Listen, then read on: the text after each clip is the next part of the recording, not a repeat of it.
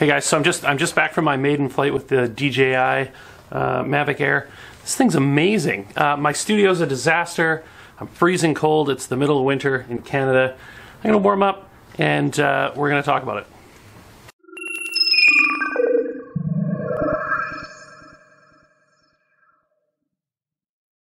Okay, so I'm just transferring some files over from the Mavic Air to my laptop.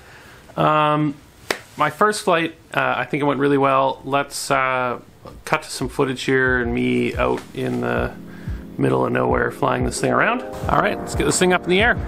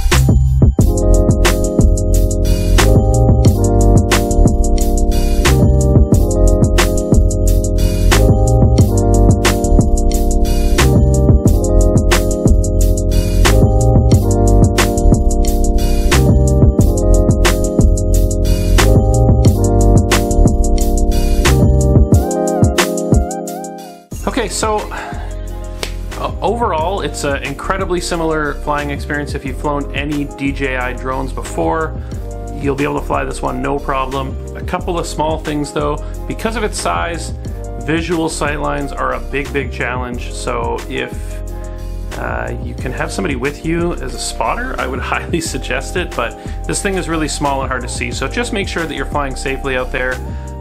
Second thing, sport mode. Sport mode is nuts. It is absolutely insanely fast. I think the fastest displayed speed in the app when I was flying was around 64 kilometers per hour. That's this many miles per hour. There's no way it was going that speed. It was going faster, and I'll show you why. If you look in the next footage, the cars that are going kind of along the side, I tried to fly it like not over the road but beside the road. I'm overtaking those cars, and those cars are at least doing 80 kilometers an hour, so don't believe this thing when it says it only does 64. There's no chance. It's absolutely going faster than that.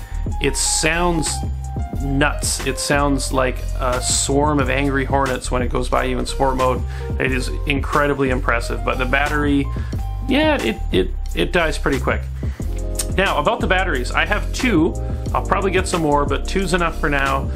20 minutes is right on the border of being enough or not enough. It's like, you know, 25 would be great, 15 would not be enough at all. 20 is like, you can sort of plan your shoots out with 20 minutes. I think that that's an easily workable amount of time for one battery to last. But again, get more than one. Just a slight annoyance with this drone. Give me 1 sec here. I gotta see if it's done. Okay, it's done transferring. I'm gonna bring it over here and show you my biggest annoyance with this drone, and it's pretty minor, but it drives me nuts. Okay, so my biggest pet peeve with this drone has to be this little door on the back here, which is where the USB Type-C connector and the micro SD card slot is right there. Now, I don't have incredibly big hands, I've got like regular sized hands, but getting this micro SD card out, like you can't fit a finger in this gap. So to get this card out is impossible unless you have something like a Leatherman, which I always carry with me in my pocket, and you can use the needle nose pliers to just pull the micro SD card out. The other thing I noticed too is I've got a SanDisk Extreme Plus 32 gig memory card. That is not a fast enough memory card for the 4K 30 frames per second footage that you get off this. It will not record onto that memory card. It will only record onto the internal memory. I think that's probably the main reason why they put 8 gigs of internal memory in this thing, because not a lot of people have micro SD cards that are capable of handling the sheer volume of data being poured into them while you're recording the 4K 30 100 megabits per second footage. I'll get a new memory card. I'm gonna do some research. I'll put down below what I end up getting, but at least you have that internal storage.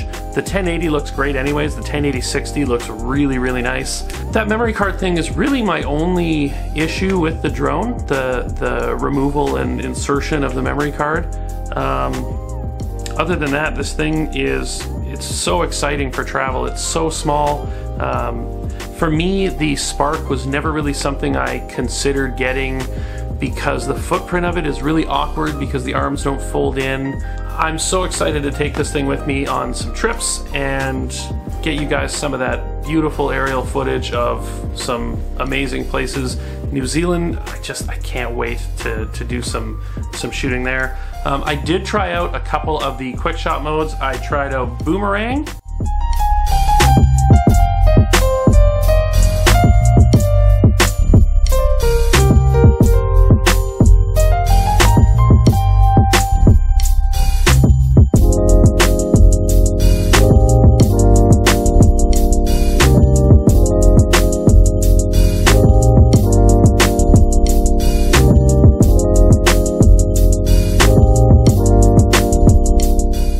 And I tried out Asteroid.